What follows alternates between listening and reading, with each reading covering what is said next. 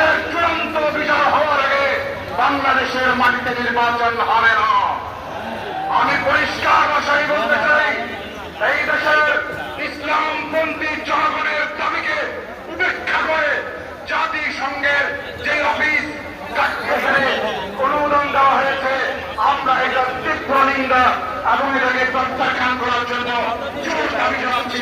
আগামী দিনে ইসলামপন্থীদের ঐক্যবদ্ধ হয়ে নির্বাচনে অংশগ্রহণ করার মাধ্যমে ইসলামী বিপ্লবের চূড়ান্ত পরিণতির জন্য আল্লাহ রাব্বুল আলামিন আমাদের সবাইকে ঐক্যবদ্ধভাবে লড়াইয়ের মাঠে অবতীর্ণ হওয়ার তৌফিক দান করুন।